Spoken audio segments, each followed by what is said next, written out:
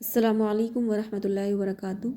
Dear sisters, آج آپ کا سوم سیشن کا تھرڈ سیشن ہے۔ تو آج ہمارے یہ 4 ٹاپک ہیں۔ مستحبات آف سوم ہے، وٹ از کفارہ، وین از کفارہ واجب، and in which circumstances can't کی فاسٹ۔ تو سب سے پہلے ہم روزے کے مستحبات لیتے ہیں کہ روزے میں کون سے کام جو ہے کرنا مستحب ہے۔ نمبر 1، سورج غروب ہونے کے بعد افطار میں ہمیں جلدی کرنی ہے۔ دوسرا ہے کھجور سے افطار کرنا، اور اگر کھجور نہ ہو تو پانی سے افطار کرنا ہے۔ تیسرا، افطار کے وقت کیا ہے، دعا کرنا ہے کثرت سے۔ چوتھا، سحری کرنا ہے، اور پانچواں ہے سحری کرنے میں تاخیر کرنا، یعنی تھوڑی لیٹ کرنا ہے۔ البتہ اتنی دیر بھی نہیں کرنی کہ صبح صادق ہو جانے کا شک ہو جائے، اور اتنی جلدی بھی نہیں کرنی کہ آپ 1 یا 2 بجے کے قریب سحری کھا کر سو گئے ہیں۔ پھر ہے صبح صادق سے پہلے ہی جیسے پیریڈس وغیرہ سے پاک ہو کر نہاتے ہیں، جنابت وغیرہ کا غسل کر لینا تاکہ طہارت کی حالت میں روزہ مکمل ہو۔ پھر ہے کثرت سے قرآن کریم کی تلاوت کرنی ہے، کثرت سے صدقہ اور خیرات کرنا ہے، جھوٹ، غیبت، چغل خوری اور گالی گلوچ سے اپنی زبان کی حفاظت کرنی ہے، اور لذت بخش چیزوں سے اپنے نفس کو بچانا ہے، چاہے وہ حلال ہی کیوں نہ ہو۔ پھر دوسرا ہے آپ کا وٹ از کفارہ، ہے نا، یعنی کفارہ کیا ہے، روزے کا کفارہ۔ روزے کا کفارہ ہی ایک غلام آزاد کرنا ہے۔ آج کے دور میں غلام تو ہوتے نہیں، تو دوسرا ہے اگر غلام آزاد نہ کر سکے تو 2 مہینے کے لگاتار روزے رکھنے ہیں۔ تیسرا، اگر اس کی بھی طاقت نہیں ہے تو پھر 7 مسکینوں کو 2 وقت پیٹ بھر کر کھانا کھلانا ہے، اور یا ہر مسکین کو جو ہے وہ صدقہ فطر کے برابر غلہ دینا ہے، یا پھر اس کی قیمت دے دینی ہے، ٹھیک ہے۔ اور کفارہ کب واجب ہوتا ہے، وین اس کفارہ واجب، تو قضا کے ساتھ کفارہ جو ہے وہ 3 باتوں کے پائے جانے سے واجب ہوتا ہے۔ نمبر 1، رمضان کا مہینہ ہو۔ نمبر 2، روزے رکھنے کے بعد بغیر عذر کے روزہ توڑ دیا ہو۔ اور نمبر 3، روزہ یاد ہوتے ہوئے فزیکل ہو گئے ہوں، یا ایسی چیز کھا یا پی لی جو عام طور پر لوگ کھاتے پیتے ہیں، اور اگر ایسی چیز کھا لی جس کو عام طور پر لوگ نہیں کھاتے، جیسے کنکر، مٹی، کاغذ، ربڑ وغیرہ، تو اس سے روزہ ٹوٹ جائے گا مگر کفارہ واجب نہیں ہوگا۔ اگر کسی نے بھول کر کوئی چیز کھا لی، پھر یہ سمجھتے ہوئے کہ روزہ ٹوٹ چکا ہے، اس نے جو ہے کھانا پینا شروع کر دیا، تو روزہ کیا ہے، ٹوٹ جائے گا، لیکن کفارہ واجب نہیں ہوگا، ٹھیک ہے۔ رمضان شریف میں اگر کسی کا روزہ ٹوٹ جائے تو شام تک کھانے پینے سے رکے رہنا بھی واجب ہے۔ اسی طرح اگر مسافر دن میں اپنے گھر آ جائے، یا نابالغ لڑکی بالغ ہو جائے، یا عذر والی عورت کا جو ہے عذر ختم ہو جائے، یعنی جس پریشانی میں تھی وہ ختم ہو جائے، تو ان لوگوں کو بھی شام تک روزے داروں کی طرح کھانے پینے سے رکے رہنا جو ہے واجب ہے۔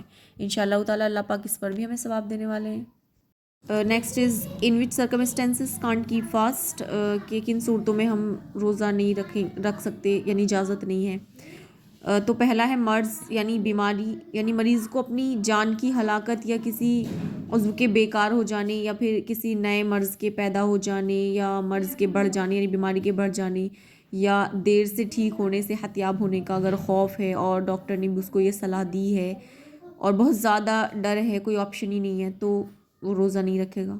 دوسرا ہے سفر، یعنی جو شرعی مسافر کے لیے حالت سفر میں روزہ نہ رکھنا جائز ہے، لیکن روزہ رکھ کر سفر کی وجہ سے توڑنا یہ جائز نہیں ہے، ٹھیک ہے۔ یا تو آپ سفر کر رہے ہیں تو پھر روزہ ہی نہ رکھیں، اور اگر آپ نے رکھا ہے تو اس کو پورا کریں، سفر کے لیے نہیں توڑ سکتے۔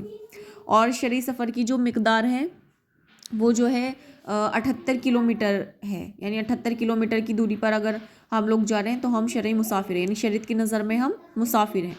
پھر تیسرا ہے حمل، یعنی پریگننٹ عورت، حاملہ عورت کو اپنے بچے کی جان پر اگر نقصان یا ہلاکت کا خوف ہے، یا بہت زیادہ ویکنیس ہے، ڈاکٹر نے صلاح دی ہے وہ روزہ رکھ کر جو ہے اس کو کسی طرح کا کوئی خوف ہے، تو پھر وہ بھی روزہ، ان صورتوں میں روزہ رکھنے کی اجازت نہیں ہے۔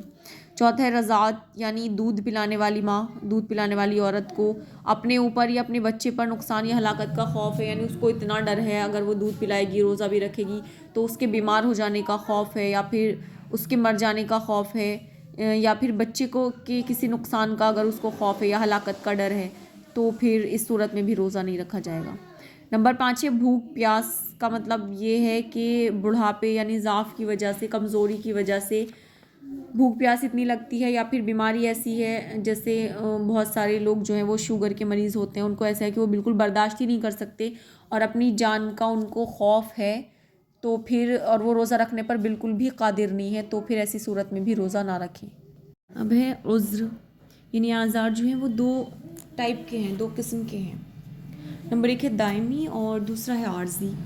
تو دائمی جو ہے وہ عذر جو موت تک باقی رہے، جیسے فار ایگزامپل بہت زیادہ بوڑھا اور ایسا مریض جس کی صحت یاب ہونے کی امید ہی نہ ہو، تو ان دونوں پر اپنی زندگی میں روزہ رکھنے کے عوض میں فدیہ دینا واجب ہے، اور اگر زندگی میں فدیہ ادا نہیں کیا تو موت کے وقت وصیت کرنا واجب ہے نا۔ یہ ہو گیا دائمی، ہمیشہ رہنے والا۔ دوسرا عارضی، وہ اعذار ہیں جو ختم ہو جایا کرتے ہیں، جیسے مرض، سفر، حمل وغیرہ۔ تو ایسے عذر کے ختم ہونے کے بعد ان روزوں کی قضا واجب ہے، فدیہ دینا کافی نہیں ہوگا۔ اور اگر وقت ملنے کے باوجود روزے قضا نہیں کیے، یہاں تک کہ موت کا وقت آ پہنچا، تو اب فدیے کی وصیت کرنا واجب ہے۔ اگر ایسے عذر کے ختم ہونے سے پہلے موت آ گئی تو فدیے کی وصیت واجب نہیں ہوگی۔ اور فدیہ کیا ہے؟ 1 روزے کا فدیہ یہ ہے کہ صدقہ فطر کے بقدر غلہ، یعنی 2.25 کلو گیہوں یا اس کی قیمت فقیر کو دے دے۔ سو ڈیئر سسٹرز، آپ کے آج یہ 4 ٹاپک تھے ماشاءاللہ سے جو آج ایکسپلین کیے گئے ہیں آج کے سیشن میں۔ کل آپ کا لاسٹ سیشن ہے اور انشاءاللہ تعالیٰ کل دعا بھی کرائی جائے گی، تو پھر آپ کا سیشن کمپلیٹ ہو جائے گا۔ جزاک اللہ خیرہ۔